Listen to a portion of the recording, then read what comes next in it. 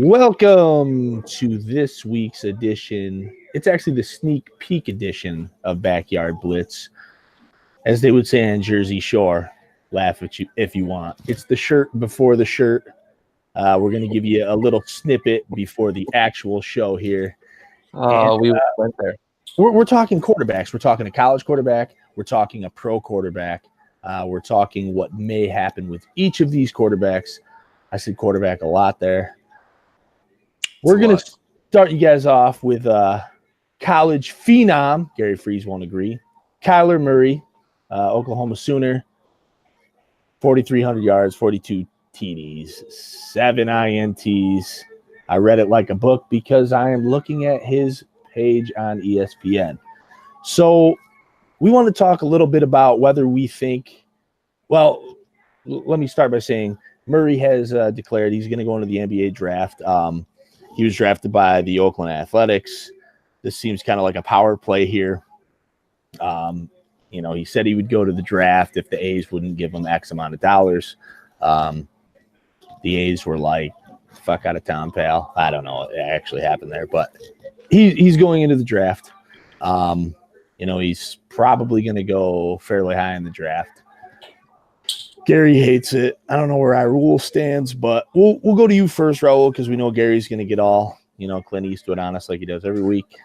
He's going to pull a Drake and get in his feelings about it.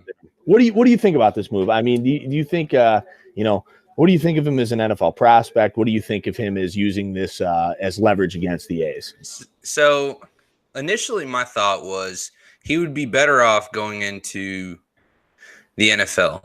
Now, with that being said, if you're talking about from a longevity standpoint, his scrambling, we've seen it time and time again in the NFL. Scrambling quarterbacks don't last long. I mean, they don't last long. They're, the only one that I can think of that's really even worth the fuck anymore, and I wouldn't even say presently he was worth the fuck this season, was Cam Newton.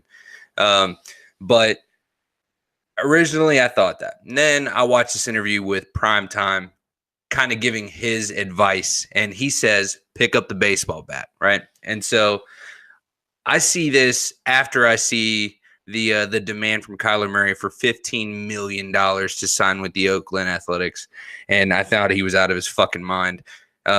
He's not worth that much, and not to mention he's still going to be a rookie. He's not worth that much. So I think he would have been better off after kind of weighing the options. I think he would have been better off in baseball. I'm going to back up Primetime on this one. I don't think that he should have been near as fucking demanding to say $15 million. Because no. That's the short answer. Not worth it. It's not worth it for that organization to take that much of a risk for that player. It's not worth it for a rookie contract for him. I don't see that. And as far as his NFL prospects, I'm sure the Giants are in the market for a quarterback. Last year and even at the beginning of the season, I would have said that the Browns are probably going to be in the market for another quarterback, and they probably would have taken the next OU quarterback. But I'm going to say that he's going to get picked early on, and I'm going to say that those fucking Giants are probably going to pick him up. So, this is the era of athletes kind of gauging their own net worth as far as demanding trades, controlling the market of where they go in free agency, et cetera, et cetera. So the move to me of him demanding this money isn't necessarily shocking. Gary, man, same stuff as Raul. What do you think? Yeah, I'm going to toot my horn a little bit here with the Baker Mayfield. Called it, Anyway, we'll move past that because we're not talking about him tonight. I'm going to surprise you a little bit. I'm not going to shit on Kyler Murray tonight because we've had this conversation, and I don't think his prospects in the NFL are very good. He's 5'9", if that. Listed at 5'10", he's probably closer to 5'8". I don't think he survives in the NFL playing the quarterback position because of the things that Raul brought up. Like scrambling quarterbacks they don't last long. Cam Newton's got shoulder problems, and he's built like a linebacker. Russell Wilson has been fortunate enough to avoid a lot of contact, and he's really savvy about it. Other quarterbacks just don't. You know, Griffin could never figure out how to slide. World-class athlete, Olympic-level hurdler, and he couldn't figure out how to slide. You know, get real. So Kyler Murray, to me, he needs to go to Major League Baseball, because I think that's where his most long-term prospects are. People talk about the quarterback position and he'll be able to make the money there that he probably could make in baseball and yada, yada, yada. But if he doesn't get past his first contract, RG3 didn't make that much money, right? RG3 was number 2 overall pick, didn't make that much money, right? Kyler Murray needs to go to baseball. That's my opinion. And I think that's where he ends up, because I think this whole thing with football was a leverage play for him, as Raul said, a power play, right? I'm going to say that the A's and any NFL executive that draft him in the first round are crazy for doing it. And the A's are Moneyball, and it's kind of ironic for them to be leveraged right now by a player who they could possibly pay that kind of money, because Major League Baseball already came out and said, we'll give you an exemption if you want to give him more money to steal him from the NFL. And I think Major League Baseball sees it as a win. We get this guy away from the NFL. It's kind of a win for Major League Baseball, right? And I don't doubt that on their part. It is kind of a big coup if you take a first-round quarterback, because he'd go in the first round. He's going to go in the first round. Some executive's going to make a mistake, and it's probably going to be Bruce Allen. That's why I'm advocating for him to go to baseball, stay out of D.C. But the A's, you're talking about paying a player $15 million who batted .292 with 10 home runs in 51 games. He didn't set the world on fire. He stole 12 bases. So, like, all this athlete and all this craziness they want to talk, they're talking about promoting him aggressively. And a guy who didn't really set the world on fire in college being promoted aggressively through the minor league system up to the major leagues is, to me, I don't know. I mean, I see the executives making a bigger mistake than I see Kyler Murray making, because he's going to get a big payday one way or the other, either on his rookie contract in the NFL, or he's going to get the $15 million from the A's. And we may never hear from him again if he ends up in baseball, to be honest. There's a lot of elite athletes that flame out in the baseball system. It's tough to get through. I think one of the things that really bothered me in general about Kyler Murray is that they're piping this guy up to be the next Mike fucking Trout, and he is far from it. He is far from it. He's not going. I mean, he's gonna have an okay career either path he goes. He will be a little bit more okay as a baseball player than he will in the NFL. He has a better chance of succeeding in baseball, my opinion. He has a better chance of succeeding in baseball. I still don't think he's going to be what he's built up to as right now, because I don't see all the tools there. I've seen some of his film. Dude's fast. Dude's got a strong arm, but he didn't handle the stick as well as you want somebody who's going to be a $15 million guy. Well, and speaking of like the iffy comparisons, because whenever you compare a player to like somebody like Mike Trout, I mean, you might as well almost be cutting off your own nose. Generational talent. Yeah, it's almost nuts. And another one he gets a lot as far as the NFL is concerned is Russell Wilson. Gary, you kind of brought up, and I think it's because of the size and the mobility, the ability to move. It's also another tough comparison, because you're talking a guy who did a lot of things despite what people perceived his skill set to be, because people perceived him as like a runner in that little spot where we were getting the Cam Newtons and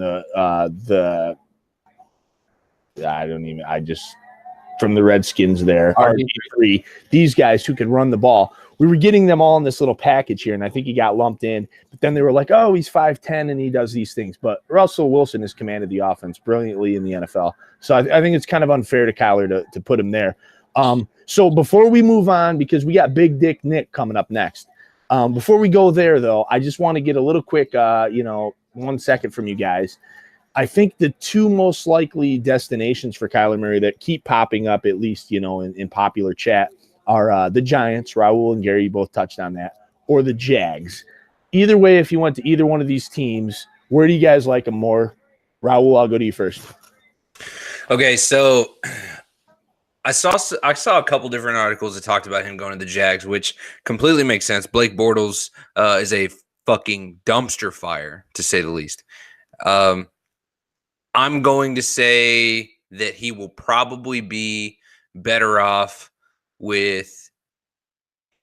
I would like to say that he'd be better off in Jacksonville, but I feel like if New York can play their cards right and just pick up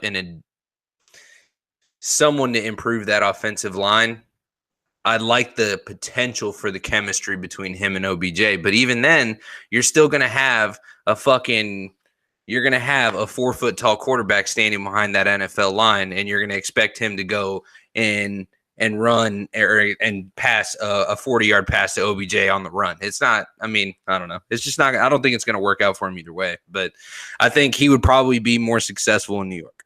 That bad dumpster fire of NFL offensive line. Gary, Jacksonville or New York, what do you think is the better fit? I stand by my statement that baseball is the better fit. But of these two, I say Jacksonville's the better fit because he's got a better running game. I shouldn't say better running game. He's got a better overall running game. They got a better offensive line. They've got Fournette if they mend fences there. I think Jacksonville's the better fit. I think New York with OBJ, they need a timing quarterback, and that's not Kyler Murray's game. He's a guy that wants to take shots down the field, play action, that sort of thing. OBJ is not a deep threat. Like, he's not a guy who stretches the field and threatens you deep down the field. He's a guy who catches slants and takes them to the house because he makes people miss. I just think the offensive fit, not to slate Saquon, and I realized as soon as I said that I was, but not to slate Saquon, I think he's a better fit in Jacksonville because of that style of running game that they have. And I agree. I think Jacksonville is the better fit because they do have the better line. It's not a dumpster fire. I think a lot of what happened in New York was based on Saquon. And while I do think Odell Beckham Jr. can stretch the field, I do agree that he is much more useful with the yak attack, and, fighting inanimate objects on the sideline. Yeah, not to say that OBJ can't threaten the defense, but he's much better on timing or out slants, and he takes him out. Most of his highlights, he's got the big catches, a couple of them, but most of his highlights are him catching a slant and running 60 yards to the house. A guy who throws with timing is probably going to be a better fit there. I can't wait to do our NFL mock draft because I got some quarterback names that are going to get the man in the open field. Get Odell in the open field. And, sure. Kyler Murray, I think Kyler Murray should go play soccer internationally, Real Madrid, that kind of thing. So on to, relevant right now things in the NFL happening soon, things that went away last week. We're talking Big Dick Nicky Foles. I was going to say my dude, but he's not my dude. The Eagles coming out and saying Carson Wentz is their guy. People seem surprised by this. I'm not. I don't understand why people were necessarily shocked. I can see a little bit of, gasps and shit like that from the peanut gallery. Again, I saw it coming, Carson Wentz. So let's talk about Nick Foles. Let's start real quick. Undervalued or overvalued is Nick Foles, Gary? I think a little overvalued, honestly, and maybe even quite a bit overvalued. I think that and I said it last week, and we've talked about this in the past. There's just something about what goes on in Philly with him that it's magical. He's not great, but he makes that locker room believe. I don't know what it is, man. There's something that goes on in Philly that meshes, and he throws those jump balls to Alshon, he throws those jump balls to Ertz, and he throws those deep bombs to Aguilar, and these guys just somehow figure out a way to come down with it. They run the ball better. The defense seems to play better. I don't know what it is with Foles. I think he's overvalued if you take him out of Philly. So I'm going to add that caveat and hedge my bets, I guess. But you take him out of Philly, I think he's overvalued because I don't think his skill set translates to other offenses very well. Raul. Undervalued, overvalued? I'm going to say overvalued, but I'll also mention that he's overvalued in Philly too. So I agree with the magic, but I think the best analogy I can provide you with is that he is Michael Secret stuff from Space Jam. It is completely just a fucking placebo effect. It is he's getting all the hype right now because he got them to, he got him the Super Bowl last year. And that's kind of it. I think that had he started that entire season and then went into the postseason, they wouldn't have gone to the Super Bowl. I don't believe that. I think it makes more sense to invest in Carson Wentz purely because he's the younger quarterback. But as far as Nick Foles is concerned, I think you take him out of Philly. Yes, he's definitely overrated. I think that if you keep him in Philly, if you try to make him the full-time quarterback, yes, he's overrated. I think that that magic will disappear because it will become too routine, and then it'll be the same situation they have with Carson Wentz. Well, here's the thing. I think when you get a guy like Carson Wentz, who's your established starter, this guy, this is our guy. People calling him top 5 a couple years ago. These things, maybe a little too soon on that, but they were happening. I feel like the entire team, they relax a little bit. The defense, the offense, when you're talking wide receivers, running backs, linemen, they kind of, they look at the magic because he did have some really, really talented off the charts plays a couple years ago. And they see that and everybody kind of loosens up a little bit. And they're like, well, Carson can get us through this. With Nick Foles, it's kind of like, well, we've got to rally, and everybody kicks in a little bit harder. And I think that's what made that run last year special. And that's what, was looking like, they had the upset in that first round of the playoffs this year. They came out 14-0 against the Saints. They should have won that game. They fucked it all up. I mean, the Saints, nothing taken away from them. They played great.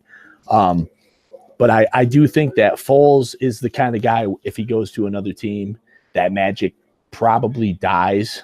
I think it's the perfect scenario, and it doesn't necessarily just need to be Philly. It could be any team with that situation. But as much as I like talking about Big Dick Nick, I don't believe in it too much. Well, two quick things, and I'm gonna kind of piggyback on both of your guys' points. Raul, that's a perfect way to put it, right? The placebo effect, the Michael's secret sauce, right? You've got Nick back in, and we won a Super Bowl with him, and everybody rallied. They won the last 3 games. They got in the playoffs, and it is what it is from there. And last year it was, well, Carson was an MVP, right? Well, he went down. Now we got to rally around this guy because, he's the next man up, and it's that mentality that circulated through that locker room, and nobody thinks we can do it. We're the underdogs, and they wear the masks, and they go crazy about it. Andy, you're right. It's less pressure. Yeah, absolutely. There's nothing to lose, right? Our MVP candidate went down. If we lose, we've got that built-in excuse or whatever you want to call it, right? But they rally around the next guy. And Carson, Philly, it was kind of just natural that they were going to stick with him, especially because they didn't win another Super Bowl. If they win another Super Bowl, maybe it makes the decision harder, but it is what it is. He wasn't just top 5 at the time in 2017. He was the MVP of the league before he got hurt. And Brady won it because Wentz went down and Brady continued to play. So I think Philly management goes back to that and looks at it and says, Carson's our guy. But one thing I've always said, and when we let Cousins get out of town, I said the exact same thing about all of our quarterbacks we've had over the last 20 years in DC. The best ability that a player can have is availability.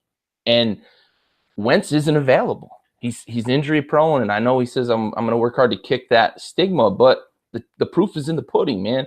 Got hurt his first preseason, tore his ACL and missed out on a Super Bowl run, and got injured again this year and missed out on a playoff run. So, there's at least that factor that I thought Philly might take into consideration, but clearly they haven't. So let's go.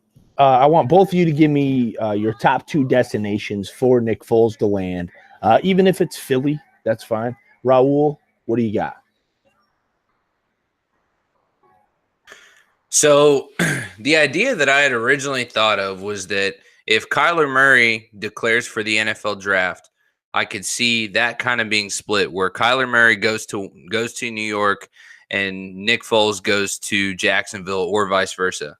I think that was probably, in my opinion, one of the most likely options purely because if you're not picking up Kyler Murray and you do pick up Foles, you still have a low draft pick where you can pick up someone else to help strengthen that team a little bit more. It just made a little bit of sense to me. So that's kind of what I was thinking as one of those 2 teams as well.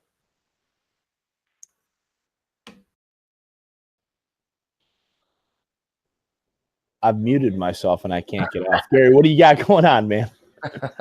I've got 2 quarterback needy teams. I've got Jacksonville and I've got the Redskins, and I don't want them in DC, but I think the Redskins are going to take a look and kick the tires, and I think Jacksonville is the other option. He could end up in Florida, but maybe not in Jacksonville. Miami's rebuilding. But if I've got to pare it down to two, Redskins and Jags. And he kind of took it away from me. I actually had the Redskins and I had Miami. I do think Jacksonville is probably like maybe the most likely spot, but I was trying to be different. Okay. You know, I was trying to be like a skateboarder in the 90s who wore skinny jeans and didn't wear a beanie, but you know, it didn't work. Raul, you got to salute the service for us. I do. So this salute to service is going to go to Major Brent Taylor. He passed away on November 3rd, 2018. He was originally from North Ogden, Utah. He died from wounds sustained following an insider attack in Kabul. He was a military intelligence officer with the Utah National Guard Joint Force Headquarters and was serving in a Special Operations Joint Task Force. So this salute to service goes to you, sir. We have the watch.